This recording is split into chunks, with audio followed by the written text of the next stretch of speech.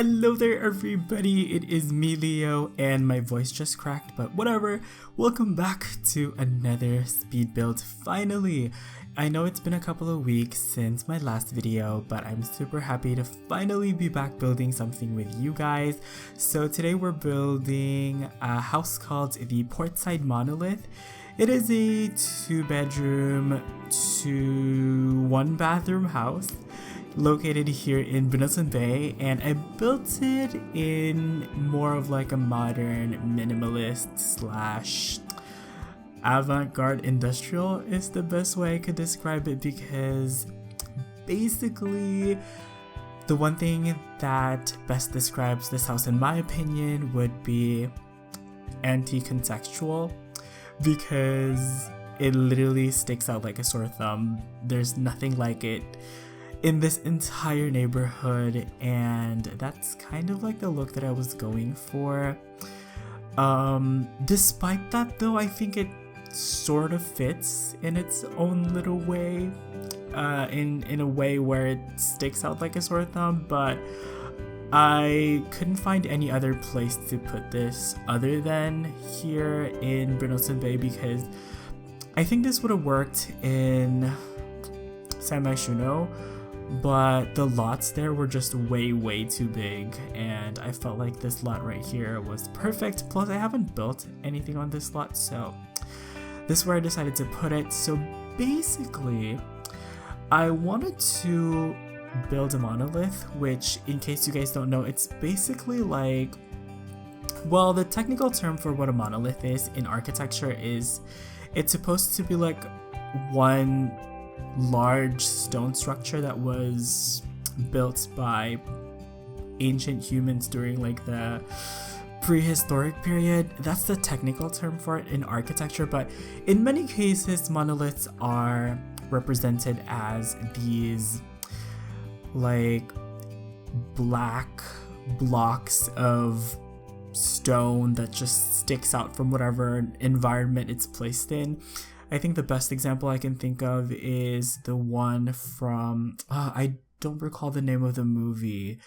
It's like, yeah, it's this really famous movie. I feel like such a derp right now bringing it up, but I just have this vision in my mind seeing this monolith and like, you know, early primitive human beings that look like chimpanzees are like worshipping it or something. I have not seen that movie before, but that's the thing that comes into my mind. But basically I decided to build a monolith because there's actually an item in the game that is a monolith, and I was like, you know what, this would be so awesome to translate into like an actual house.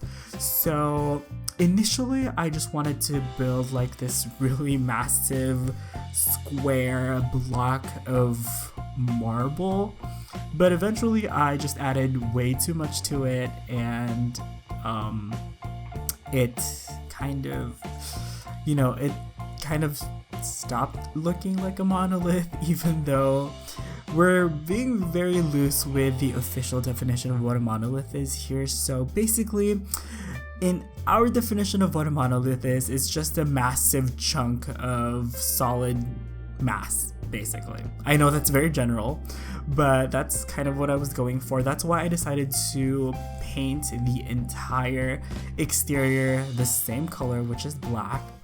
I used this wallpaper that came with Spa Day, and it looks really beautiful. It doesn't really register from the video, but if you actually look at it up close, it has this very slight sheen to it that really attracted me. So that's what I went with. Also, there's this little detail over here on the side where I placed the parking garage area on the side with a ramp, which is slightly elevated from the ground, and it's a really small quiet detail because I feel like the whole silhouette of the house kind of, you know, takes people's attention from all of the minute little details. But I actually really like that detail of having the parking area slightly raised up from the ground. that's actually one of my more favorite details from this build. But you guys probably saw earlier on in the video that I actually wanted to incorporate some sort of texture in the front. Like, I really wanted to play with shapes and dimensions and depth and silhouette and texture. So I tried to use like wooden pieces, like wooden wall pieces. Like I used like a chopping board thing. It didn't quite work out though, because I don't know, I felt like it was kind of like defeating the purpose of a monolith, which is like supposed to be a really smooth surface. So I might reserve that idea for another build, because I actually really like the look of it. But yeah, for the outside at this point, we're still in the square. Oh no, we just added that little roof piece, which I feel like really makes this more iconic and more contemporary-ish. I don't even know, like it's really hard to categorize these types of builds, because like it could be minimalist, I guess it could also be modern or futuristic. Nah, it's not futuristic, I don't know, but you guys get what I'm trying to say anyway. So yeah, I'm really happy with how this came out. I don't know why, but for some reason while I was building this, I feel like I was channeling some sort of rebellious energy, because I don't know, I really don't. That's just how I envisioned the vibe of this was. But let me tell you guys, I spent so much time on the exterior. It looks really basic and really, you know, simple, but holy crap, I spent hours and hours on the exterior, because it actually has a lot of detail. Like if you look at it, you could actually see like all of the detail with like the windows and with like the different cutouts on the walls and things like that. But in terms of the silhouette, it's like pretty iconic actually, because it's a very simple silhouette. But I think my approach to making this more interesting was to really play with the windows and how it breaks the usual Sims convention of, you know, making it obvious like all of the different levels. I wanted it to look like,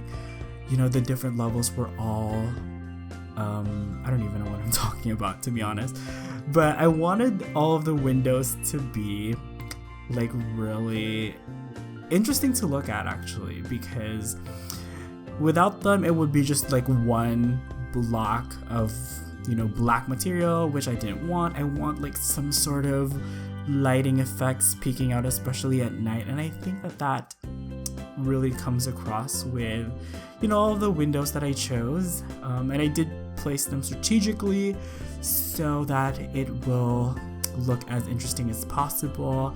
I also placed some of the windows to have a particular view of a specific thing. So these windows right here, I really love these. I've been using this technique in my past couple of builds where I am using like higher or longer windows, or taller windows I should say, and I'm mixing them up with some shorter windows to make them look like you know, like just one single like multi-story window. I really like that detail. But when you're actually inside, the windows actually frame the exterior in a really interesting way, and all I can say to describe it is that it's very artistic and it's almost avant-garde because I guess it's kind of bizarre and weird for most normal people, but of course I was trying to do something differently for this build. By the way, my neighbor upstairs is like making so much noise. They have kids, so I will give them a pass because I'm a very patient individual, and yes, I understand that kids could be rowdy sometimes, so I will pretend like I don't hear all of the noise that they're making, even though it's nighttime and people are supposed to be asleep. So anyway, working on the interior, you guys know I am obsessed with this stucco that came with Jungle Adventure. It's this really beautiful textured stucco concrete thing, and I just love it. I think pretty much the entire interior is in that material. I just love the rough texture. It's like so, this material that I'm talking about, it has this tactile quality that I feel like I could feel it in my fingers, you know? I don't know, that's probably just the architect in me speaking or whatever, but I thought this entrance area was really interesting because it's literally open to like the pool area. It literally leads to like where the pool area is, which I thought was a very interesting and different way to have like an entrance to the house. Once again, I really didn't try to build something conventional. Like I tried to experiment and innovate as much as I can. So basically the main entrance literally leads out to the pool area, and it's pretty awesome. It kind of like blurs the boundary between, you know, the interior and the exterior, because the interior entrance lounge kind of like flows seamlessly with the exterior lounge area as well. You guys will see it later on, but for this first bedroom I put it downstairs, and this bedroom is actually pretty cozy. It's quite cramped, but I did test this out and it does work. Like the sim can sleep on the bed, they can use everything, they can even use the TV. Like I put like a chair right next to the bed, and the Sims will actually sit on the chair and watch TV. And basically one other thing that I did a lot in this build was actually experiment with where I placed all of the shelves. Like the shelving is really important for the style of the interior in general. Like actually like all of the storage, I should say, is pretty important in the design of the interior, because they kind of almost act as decorative pieces as well. So I did put minimal artwork in this, and instead to show off the clutter I just used a lot of, you know, shelves and stuff and cabinets, and I just placed them in an interesting way. But yeah, you guys can see that a lot of the clothes and stuff are actually like exposed. Like usually you'd keep them in like cabinets and wardrobes, but I don't know, I just thought it gave it a little bit more of a laid back and intimate feeling, which I really appreciated. And also I tried to add this feature wall, which I hated, so eventually I actually get rid of that. And okay, right now we are finally working on that outdoor lounge area that I was talking about earlier, and I really enjoyed working on this. Like it's like a really fun kind of like lounge area for the Sims. You know, the pool is supposed to be like a lap pool, so yeah, nothing too crazy, just, you know, a nice place to relax and to chill and maybe have some iced tea or something like that. I really like how this whole area opens up to the interior as well. And there's quite a little bit of symmetry, but there's also asymmetry going on as well. You guys can see the cushions or the ottomans in front of the chairs are mismatched. I really like that little detail, and I think I also put like some lounge chairs as well. By the way, since I took my little bit of a hiatus for the past couple of weeks, Seasons was just announced. If you guys have not seen my video on that yet, do give it a look, give it a gander, because I did talk about some interesting things there if you're interested. But one thing that I'm curious about is if we're gonna have lounge chairs in Seasons, because I've seen a lot of people bring that up, but I haven't really seen any official confirmation yet, so that would be really interesting. Also, I have been lurking around the community for a little bit ever since Seasons was announced, and let me just say, when they first announced Seasons, I think everybody was super excited and just super happy to finally have another expansion pack to look forward to. And then when they started to talk about the features of the expansion pack, or should I say the lack of features, I've been hearing a lot of negativity. especially with like some of the features and stuff like that. And yeah, all I'm gonna say is that I'm still really excited for that expansion pack. We really couldn't say for sure like how we feel about it until we get it and play it, but knowing The Sims, I do know how to manage my expectations, so I'm super excited for it, but I'm also managing my expectation as well, and I think that everybody should. Okay, anyway, we are now working on the master bedroom, and I love this bedroom. I would live here.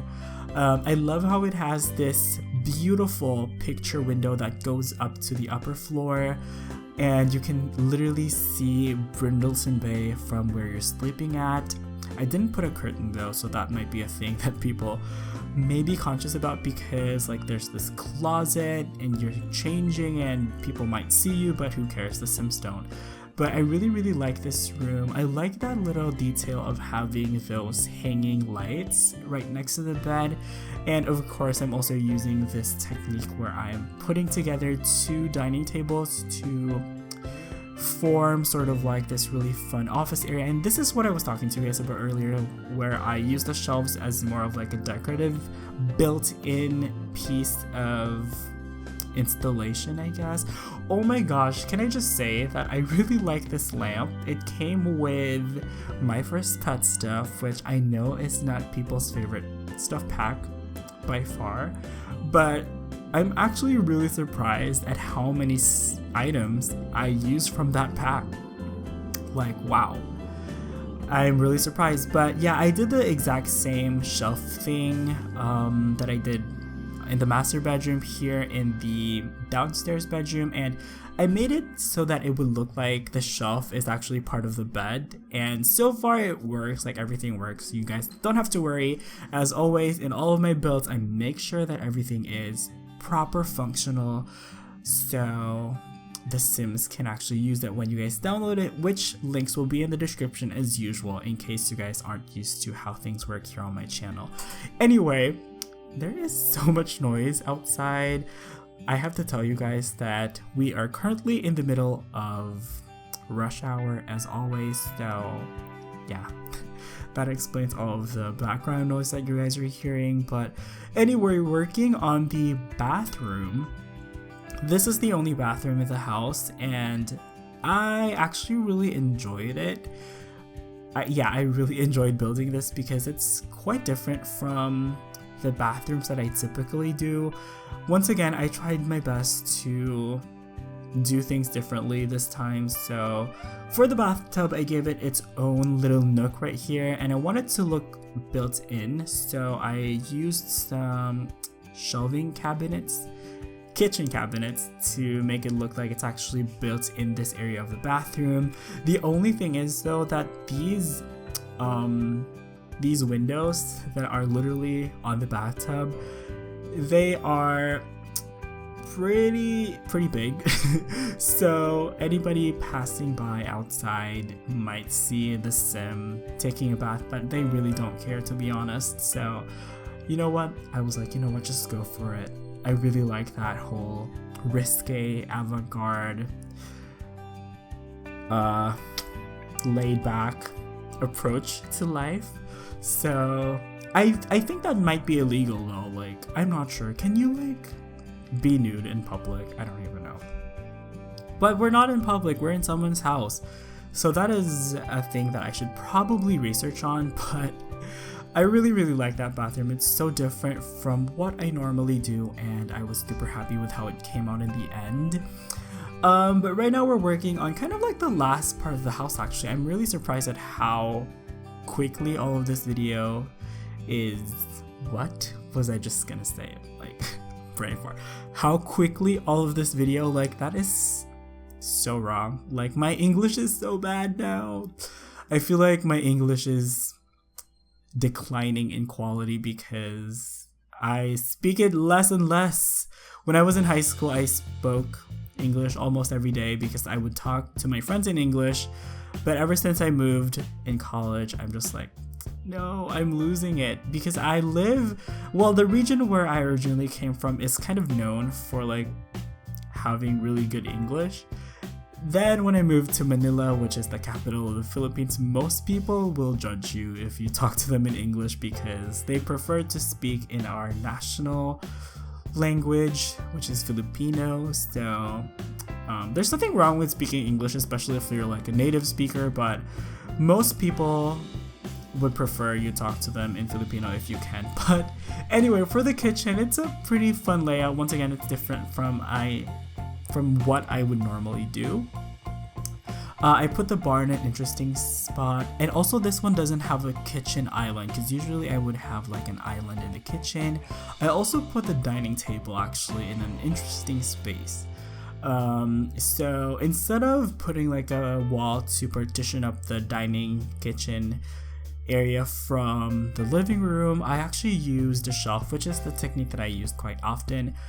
So like I was saying, this kind of like upstairs living room area, it's kind of like the second living room because technically there's another one downstairs, whatever, but this one is definitely a little bit more intimate because, you know, everything's so close together.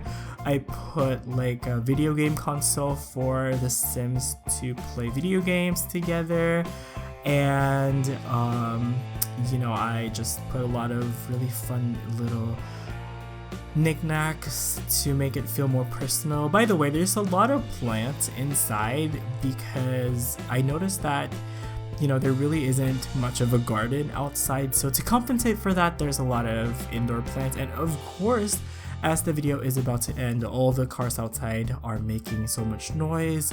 What is this conspiracy? But lastly, I put this little area, it's kind of like a yoga area outside, just to have a little bit of activity happening on this balcony. So I totally messed up my outro there, so I'm gonna go ahead and give it a second go. So hopefully you guys liked the video, and I hope you guys enjoyed enough to help support the channel by subscribing and sharing the video, and also leaving a like and a comment is very much appreciated as well. So I'm gonna go ahead and wrap it up right here. Thank you guys so much for watching. You all have an awesome day. Enjoy the rest of the video, and I will see you guys next time. Bye bye.